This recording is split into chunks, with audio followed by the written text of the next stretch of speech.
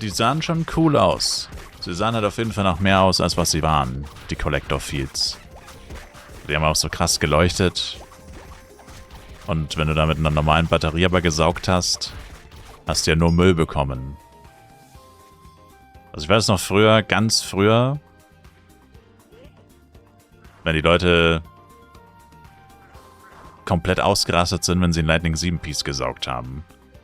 Und ich müsste das mal raussuchen. Aber die Wahrscheinlichkeit dafür... Also ich hab glaube ich, sogar schon mal ein Video drüber gemacht, seit Flive Universe released wurde, um es zu zeigen. Also falls es wiederkommt und so. Auch, also ich glaube auch bezogen auf das Stone Rain Event, glaube ich. Ja, stimmt, das mit dem Stone Rain Event habe ich da gleich mal ein Video gemacht, vor 2 Jahren oder so. Weil da habe ich die Chancen gezeigt von damals. Wie wahrscheinlich es war, ein Lightning 7 Piece zu saugen. Oh, das war halt 0,02 oder, nee, sogar noch weniger, glaube ich. 0,002 irgendwie, also so richtig abgefuckte. Also die schlechtesten Odds, selbst für Flive, die schlechtesten Odds aller Zeiten so ungefähr. Oh, das war richtig krank. Also da ist man auch zu Recht ausgerastet, wenn man 7% Piece gesaugt hat. Weil das halt von 500 Leuten pro Tag ist es halt einem passiert so ungefähr. Das war schon wirklich geisteskrank. Aber an für sich war es eigentlich schon, also das grundsätzliche Saugen war eigentlich schon Trash. Mit dieser war es nicht sogar, nee, es war sogar war es eine halbe Stunde? Ne, es war echt nur eine halbe Stunde. Die normale Batterie waren ja nur 30 Minuten. Und du hast in diesen 30 Minuten eigentlich nur Garbage gesaugt.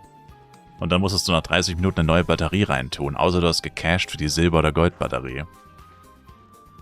Also das ganze Ding sah eigentlich so richtig geil aus und so, oh wow, man kann Lightning 7 Pieces bekommen. Und 4% Pieces und die Cloud Pieces für die Cloud-Boxen, wo dann die Zuckerwatte und die Fluggeräte drin waren. Aber realistisch gesehen war das eigentlich der größte Müll. Apropos Cloud. Also es sah nach mehr aus, als es war. Aber sie haben es tatsächlich nochmal geupdatet. Mit Turning Point. Mit dem Turning Point Update 2000... War das da schon? Ich glaube schon 2016. Müsste es gewesen sein. Oder 2018, eins von beiden. Eines von den Turning Point Updates von Flive PC. Da haben sie tatsächlich die Premium-Batterie released. Und die war dann schon viel besser. Da hat man dann nur noch gute Items gesaugt quasi und die Trostpreise waren... Also ja, es gab auch noch Trostpreise. Aber die Trostpreise waren zumindest nicht mehr die nutzlosen Zahnräder, die man nur für ein einziges Event jemals gebraucht hat. Und Halloween-Event hat man die mal gebraucht, um diesen Hexenkessel herzustellen, glaube ich.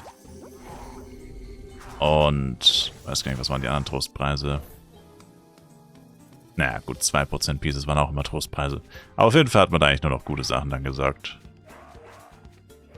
Allerdings hat es der Premium-Batterie schon im Namen, die war halt auch Premium, also musst du es natürlich auch im Cash-Up kaufen. Aber man hat sie auch ab und zu gratis bekommen. Aber wenn man das irgendwie mal wieder zurückbringen würde, meiner Meinung nach könnte man da schon die Catcher entfernen für... Wie gesagt, die Catcher sind der reinste Albtraum, werden nur gebottet. Das ist komplett sinnfrei, das System.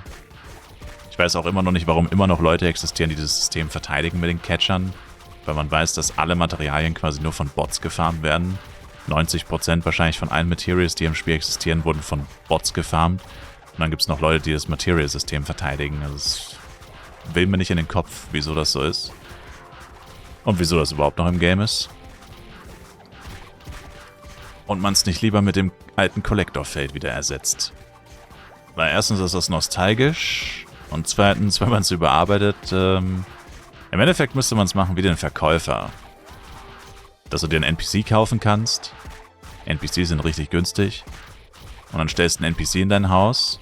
Und mit dem NPC kannst du dann zum Beispiel 24 Stunden saugen. Aber dein Charakter muss nicht tatsächlich online sein, sondern du stellst den einmal aufs Kollektorfeld. Wie den Verkäufer halt. Du stellst quasi einen Saugarbeiter aufs Kollektorfeld. Und dann saugt der für dich so ungefähr. Und dann könntest du zum Beispiel auch die Materials bekommen. Keine Ahnung. Collector Field voll mit Bots. Nein, der Unterschied wäre ja dann, würde ja Botten überhaupt keinen Sinn mehr ergeben, weil du ja deinen eigenen Charakter einfach draufstellen kannst. Also du müsstest ja dafür nicht botten.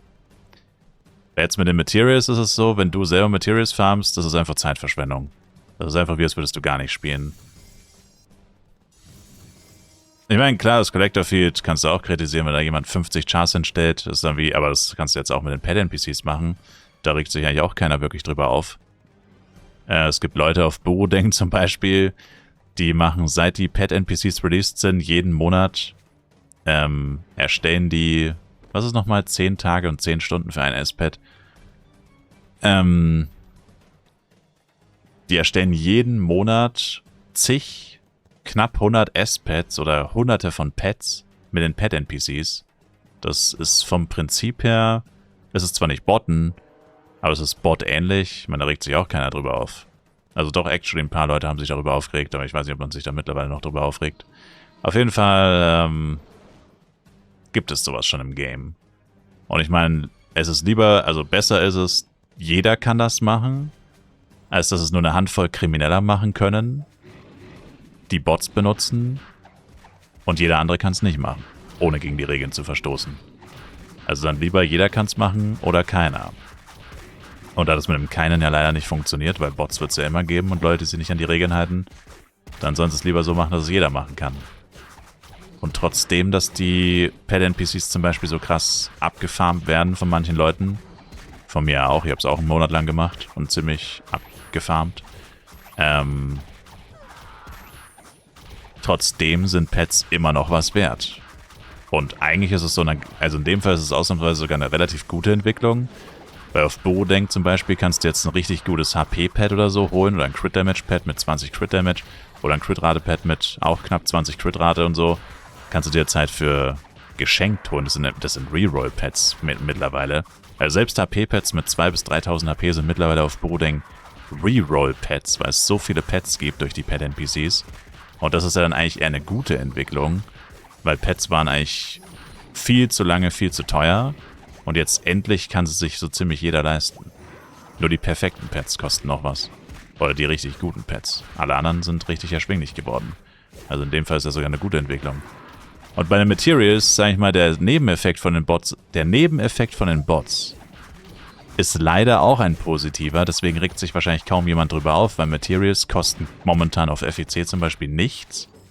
Natürlich regt sich keiner darüber auf, dass Materials nichts kosten. Aber warum kosten sie nichts? Weil sie gebottet werden. Und das heißt, da hast du ja auch diesen Effekt, wenn dann jeder das machen kann, wenn sich jeder aufs Collector-Feld zum Beispiel stellen kann, mit theoretisch so vielen Chars wie er will, weil es kostet sich nur ein NPC. NPCs kosten so gut wie gar nichts. Und dann kann das jeder machen. Dann ist der positive Effekt immer noch, es kostet nichts, aber die Leute, die profitieren, sind wenigstens keine scheiß Bot-User mehr, die dann eh nur AMT machen, sondern es sind wenigstens ganz normale Spieler. Und das ist der Unterschied. Und das würde ich schon sagen, ist besser, als so wie es jetzt ist. Und der Nebeneffekt wäre der gleiche, es ist auf jeden Fall günstig. Und ob das dann langfristig eine gute Idee oder ein gutes System ist, weiß ich nicht. Aber wie gesagt, das aktuelle System gibt es seit 3 Jahren, seit das Spiel released wurde. Und das ist absolut Dogshit. Seit 3 Jahren ist das System Dogshit. Also könnte man ja auf jeden Fall mal was anderes ausprobieren. Und außerdem sind die Catcher, wie gesagt, überhaupt nicht nostalgisch. Kein Mensch kannte die Catcher. So gut wie niemand kannte die Teile.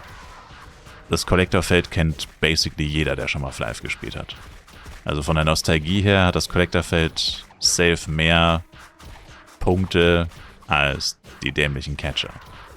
Die einfach nur hässlich sind, im Weg rumstehen und es lohnt sich nicht, sie zu farmen. Also, Sir.